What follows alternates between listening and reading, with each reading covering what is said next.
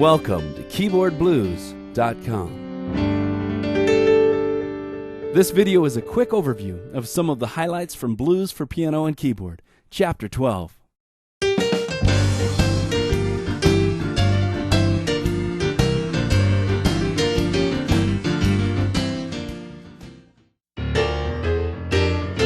Hello and welcome back. This is David Sprunger from KeyboardBlues.com.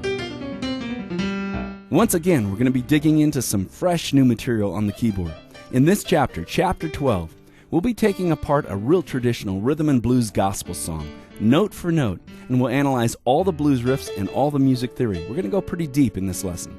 When we're done, we're going to figure out how to put it all back together under your hands on your keyboard. Now, this lesson is jam-packed with over 20 new blues riffs. That's a lot to learn in one session.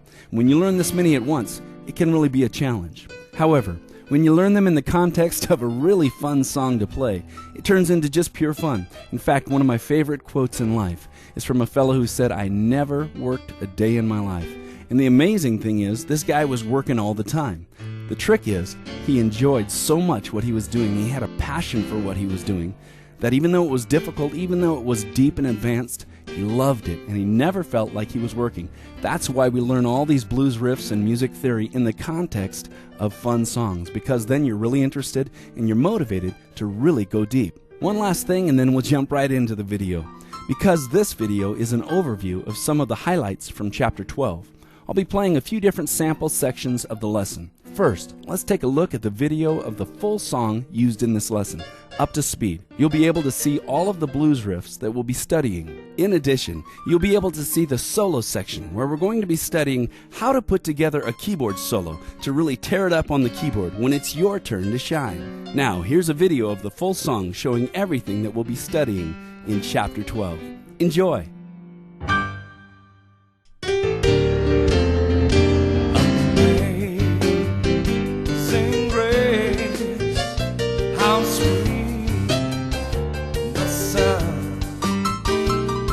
That say courage like me.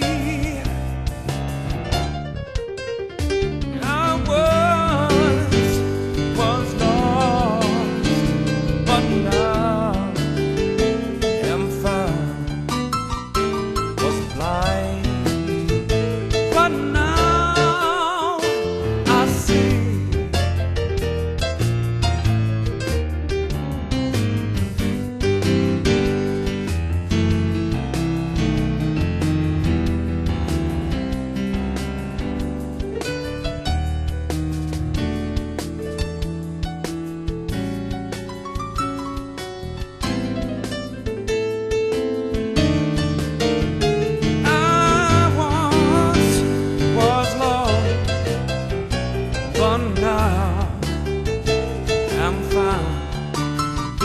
Was blind, but now I see.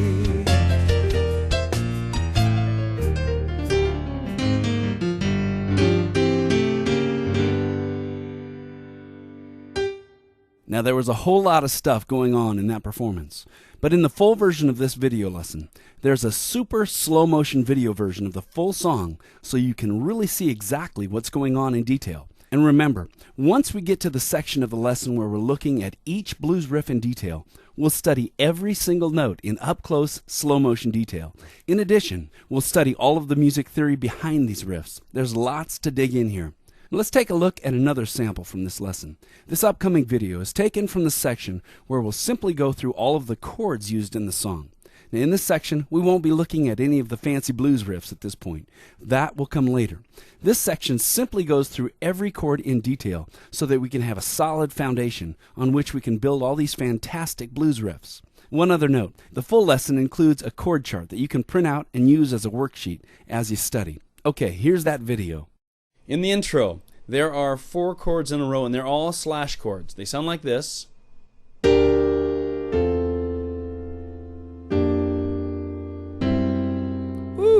If you take this chord and you play it, you're bound to start another world war. Now by itself it's ugly, but together,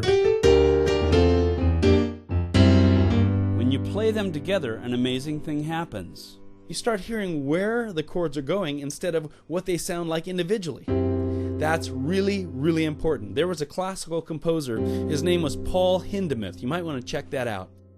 And his thing was, instead of focusing on how chords or notes sounded individually, he'd focus on where they were going. And once you start thinking that way, it changes your perspective on music. Instead of hearing individual chords like this,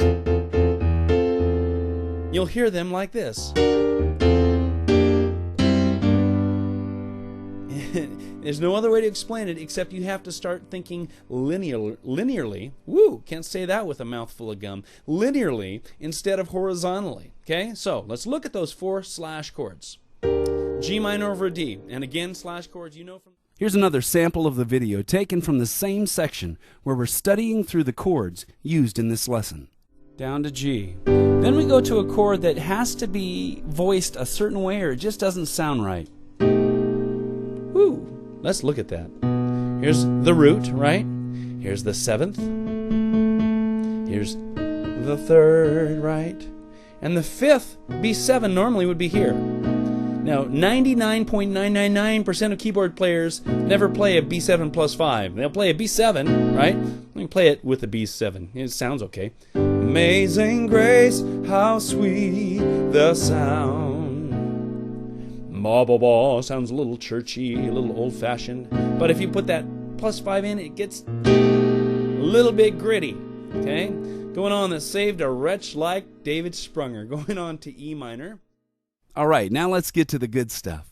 Remember, in this lesson, we're going to be studying through more than 20 new blues riffs on the keyboard. Here's a sample of the video taken from the section of the lesson where we're studying through blues riff number 9. Riff number 9, up to speed, sounds like this. Fun little riff to play. A lot of interesting things about this little riff. Nice and slow, it sounds like this.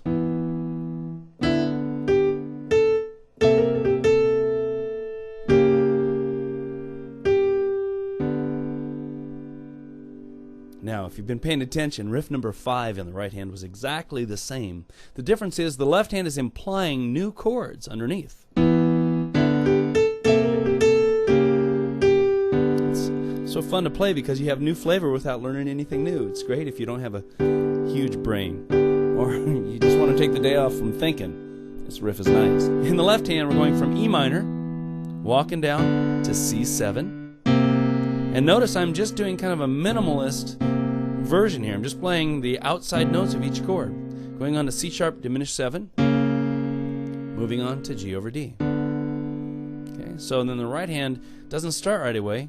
The left hand starts it.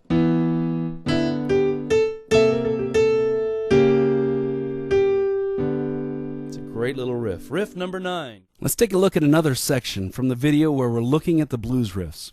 Here's blues riff 17. My favorite riff in the whole tune, riff number 17. Sounds like this up to speed. It's just kind of pushy. It pushes its way around. We're going from F7 to G7.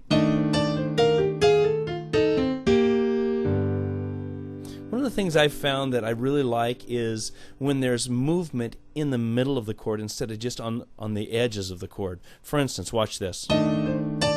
So it's in the middle of the chord there, or in the middle of the voicing.